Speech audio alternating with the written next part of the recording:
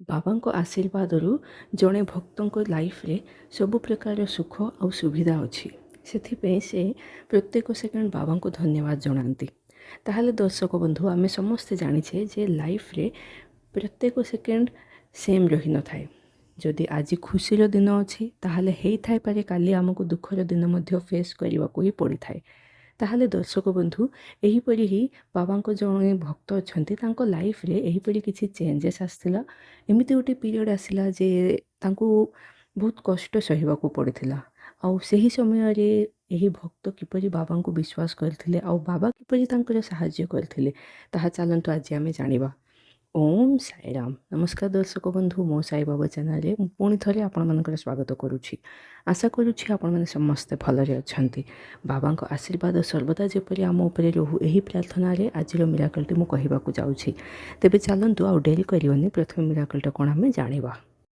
ଦର୍ଶକ ବନ୍ଧୁ, ଯେମିତି ମୁଁ ଷ୍ଟାର୍ଟିଂରେ କହିଥିଲି, ଜଣେ ସାର୍ ଅଛନ୍ତି, ସେ ହେଉଛନ୍ତି ବାବାଙ୍କର ଭକ୍ତ। ସେ ବାବାଙ୍କୁ ବହୁତ ବହୁତ ବିଶ୍ୱାସ କରନ୍ତି।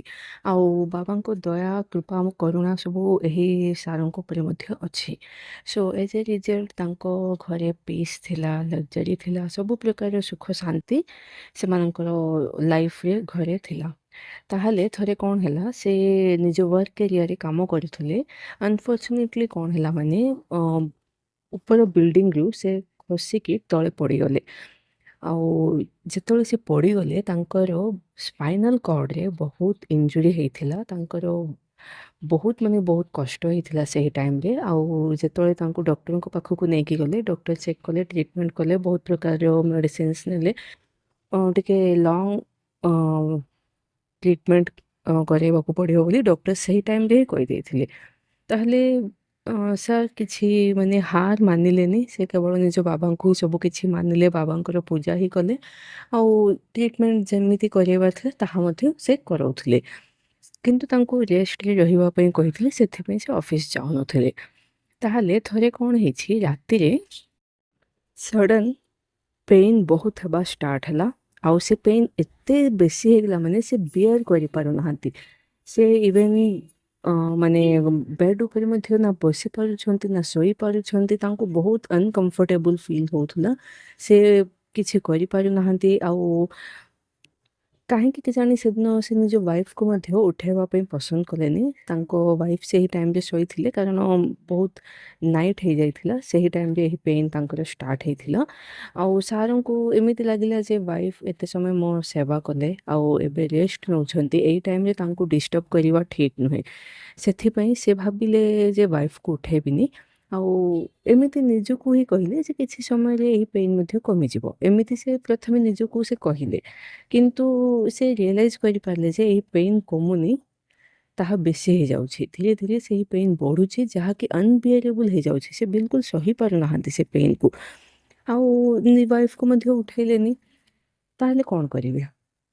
ଯେତେବେଳେ ସେ ତାଙ୍କ ପେସେନ୍ସ ଲେଭେଲ୍ ଯେତେବେଳେ ସରିଗଲା, ସେ ଆଉ ସେ ପେନ୍ ସହିପାରିଲେନି। ସେତେବେଳେ ବହୁତ କଷ୍ଟରେ ସେ ତାଙ୍କ ବେଡ଼୍ରୁ ଉଠିଲେ ଆଉ ବାବାଙ୍କ ପାଖକୁ ଗଲେ।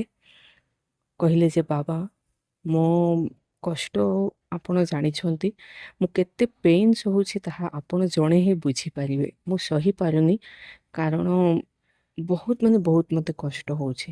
କେତେ ଦିନ ମୋତେ ଏହି କଷ୍ଟ ସହିବାକୁ ପଡ଼ିବ, କାଇଣ୍ଡଲି ମୋର ସାହାଯ୍ୟ କର। ଏହିପରି ସେ ବାବାଙ୍କୁ ଡାକିଲେ। ବାବାଙ୍କର ବିଭୂତି ତାଙ୍କ ପାଖେ ଥିଲା, ସେହି ପୂଜା ମନ୍ଦିରରେ ଥିଲା। ସେହି ବିଭୂତିକୁ କାଢ଼ିଲେ, ଟିକେ ନିଜ ପାଟିରେ ପକାଇଲେ ଆଉ ନିଜ ମଥାରେ ଲଗାଇଲେ। ଆଉ ଯେଉଁ ଜାଗାରେ ପେନ୍ ହେଉଥିଲା ନା, ଅତି କଷ୍ଟରେ ସେହି ଜାଗାରେ ସେହି ବିଭୂତିକୁ ଟିକେ ଲଗାଇଲେ। ତାପରେ ପୁଣି ଥରେ ନିଜ ବେଡ଼ରୁମ୍କୁ ଆସିଲେ ଆଉ ଶୋଇବା ପାଇଁ ଚେଷ୍ଟା କଲେ।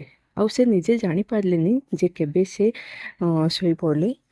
ଆଉ କିଛି ସମୟ ପରେ କ'ଣ ହେଇଛି, ସେ ଗୋଟେ ସ୍ୱପ୍ନ ଦେଖିଲେ। ସ୍ୱପ୍ନରେ ବାବା ଆସିଲେ ଆଉ ଗୋଟେ ଆଡ୍ରେସ୍ କହିଲେ ଯେ ଏହି ଜାଗାକୁ ଗଲେ ସବୁ ଅସୁବିଧା ଦୂର ହେଇଯିବ।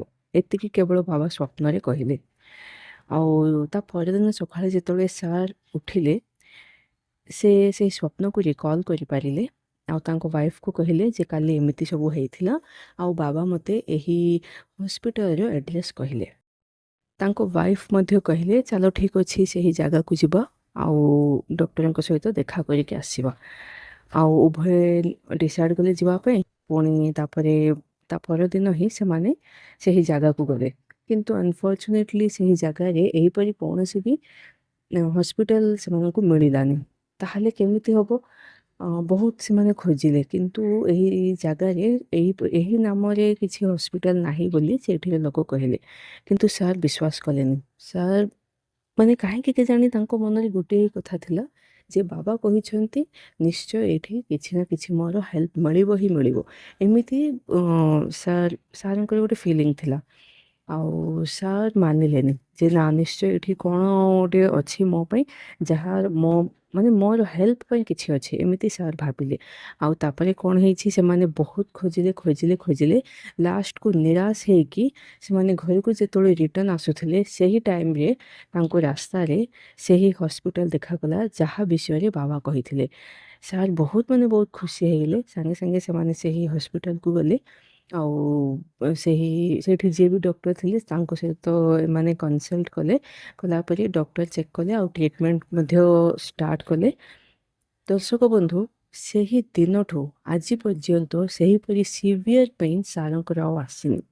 ନୋ ଡାଉଟ୍ ବେଶୀ ଯଦି ରେଷ୍ଟଲେସ୍ ହେଇଗଲେ ଟିକେ ବ୍ୟାକ୍ ପେନ୍ ରହୁଛି ତାଙ୍କୁ, କିନ୍ତୁ ଯେମିତି ସିଭିୟର ପେନ୍ ଆସିଥିଲା ଏର୍ଲିୟର ତାହା ଆଉ ଆଜି ପର୍ଯ୍ୟନ୍ତ ଆସିନି।